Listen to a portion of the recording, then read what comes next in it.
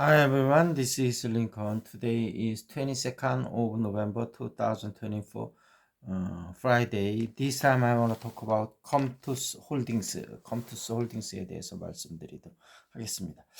컴투스 홀딩스가 이제 비트코인 가격이 많이 오르면서 좀 연관이 있습니다. 그래서 우리나라 3대 거래소죠. 업비트, 그다음에 빗썸, 그다음에 코인원. 그래서 코인원의 2대 주주고요. 뭐 아시다시피 컴투스라는 이제 게임 회사, 그 지주 회사고, 그다음에 블록체인을 기반으로 한 게임을 여러 가지 만들고, 그다음에 블록체인 쪽으로 좀 투자를 많이 하고 있습니다. 그래서 그동안 좀 조정을 많이 받았었죠. 그래서 최근에 이제 블록체인이 하고 이제 비트코인이 가격이 많이 오르면서, 또 이제 트럼프가 아무래도 그 비트코인 쪽에 강력한 드라이브를 걸으면서 아무래도 그런 쪽에 연관해서 좀 앞으로 오를 가능성이 있다. 그래서 그 매출은 보면 아직까지는 살짝 조금 적자입니다. 그래서 이런 부분이 좀 흑자로 또 돌아서면 더 주가에 좀 탄력은 받을 수 있는 것 같은데, 조금 그 트럼프 기간 동안에는 조금 투자를 해보셔도 괜찮을 것 같다. 그래서 한번 조금 추천을 드려 보겠습니다. 29,250원, 어제 목요일 날은 15.84% 올랐었는데요. 그래서 최근 그런 기대감들이 좀 반영이 된 것 같고, 예전에 2021년도에 많이 올랐다가 그동안 쭉 조정을 많이 받았습니다. 그래서 밸류에이션 쪽으로도 한번 투자해 볼 만하다, 이렇게 말씀드리도록 하겠습니다.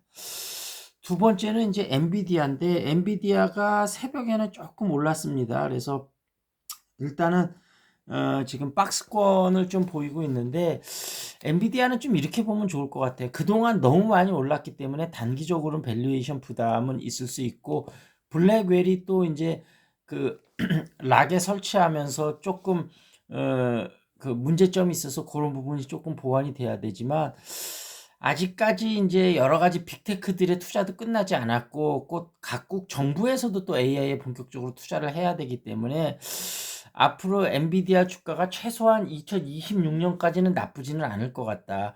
2026년은 또 2025년, 내년에 또 이제 2년, 3년 후에 전망을 봐야 되는데, 어찌됐든 지금은 내년하고 2026년까지는, 그러니까 27년 물량까지는 최소한 어느 정도 좀 안정적으로 확보가 되는 것 같아요. 그렇다면 2026년까지 주가 흐름은 나쁘진 않을 것 같다. 그래서 어찌됐든 투자하시려는 분들은 조금 아직까지는 길게 보고 투자해야 되고, 결국은 엔비디아의 앞으로 또 추가적으로 어떤 부분을 또 개발을 해낼지, 그런 부분은 또 봐야 될 것 같습니다. 그리고 그 다음에 비트코인을 좀 한번 보는데, 비트코인이 트럼프 정부에서 가상화폐 전담 부서를 만들어서 여러 가지 이제 가상화폐나 뭐 이런 것들을 좀 육성을 좀 할 것 같아요. 그래서 비트코인 어떤 전문가는 지금 이제 1억을 돌파했는데요. 이 사람이 1억 돌파한다고 할 때도 말이 안 된다 그랬는데,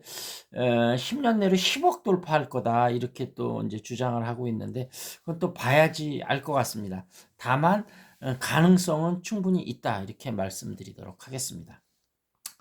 그리고 시사 이슈로 넘어가겠습니다. 한동훈 사태, 그 한동훈 사태를 이모저모 보면 지금 이제 장해찬 전 최고하고, 그다음에 이병준 기자가 이제 집중적으로 좀 파헤치고 있는데, 좀 간단치는 않은 것 같아요. 왜냐하면 그 같은 사람의 이름으로 동시에 몇 분 차이로 해갖고 여기저기 쫙 뿌려지는 것들 보면 전문가적인 냄새가 좀 나거든요. 그래서 결국 한동훈 대표가 댓글 부대나 이런 것을 운용할 가능성이 좀 높아 보입니다. 그래서 그렇게 된다면 그때 그 한동훈 대표가 김경수 지사의 그런 트루킹, 그것을 민주주의를 파괴하는 행위다, 뭐 이렇게까지 비난을 하지 않았습니까? 그렇게 한편으로는 비난을 하고, 본인이 만약에 그런 행위를 한 것이 사실이라고 하면 이게 엄청난 이슈가 될 것 같아요. 그래서 지금 이것 때문에 한동훈 대표가 지금 대통령하고 용산, 그다음 김건희 여사 문제도 더 이상 공격을 못하고 이재명 대표만 지금 공격하는 그런 모양새인데, 어찌됐든 이 사태가 어떻게 되는지, 그러니까 친윤계는 당무감사를 해야 된다. 뭐 경찰이 조사는 하고 있습니다만 본격적인 압수수색 이런 건 들어가지 않은 거기 때문에 어떻게 될지 좀 알 수 없을 것 같고요. 그다음에 친한계는 당무검사 할 거리는 안 된다.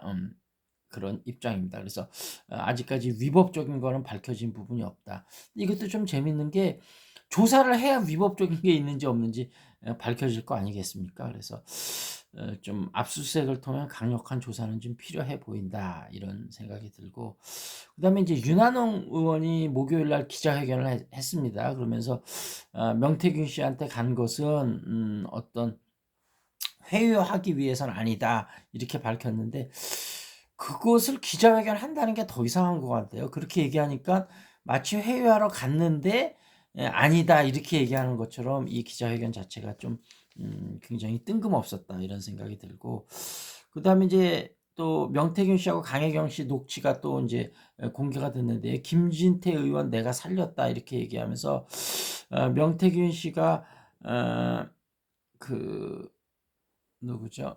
이준석, 그다음에 홍준표, 오세훈 이렇게까지 연결이 되면서 뭔가 선거 조작, 공천 개입 여러 가지 이슈들, 거기다가 이제 대통령하고 김건희 여사까지 심상치 않은 것 같습니다. 어찌 됐든 김진태 지사가 굉장히 힘들어했는데 그 친윤계의 반발을 무릅쓰고 명태균 씨가 이건 최소한 공천 시켜줘야 된다. 그래서 살렸다는 거, 그런 이야기들이 좀 나왔고요.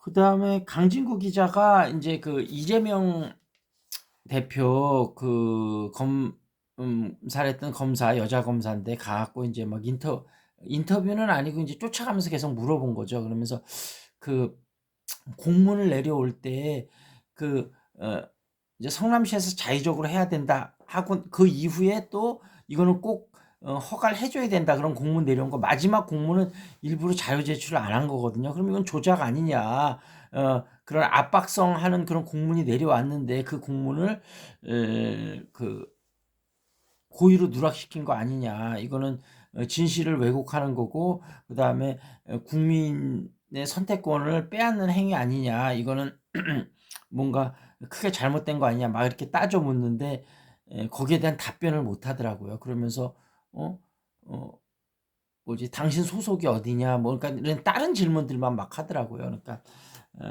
좀 그런 걸 보면서 진실을 계속해서 감추기는 어렵다, 이런 생각이 좀 들고요. 그 다음에 창원지검에서 지금 이준석, 홍준표, 오세훈 이렇게 막 조사를 하고 있는데, 많은 사람들이 중앙지검으로 올려와서 조사를 해야 되는 거 아니냐, 대부분 조사해야 될 사람이 서울에 있고 사안의 중대성을 놓고 볼 때, 근데 아마 지금 용산이나 여권에서는 아마 이것을 더 키우고 싶지는 않고 그냥 작은 법에서 빨리 마무리하려는 것 같아요. 그러니까 창원지검에서 올라오질 않는 거겠죠. 그래서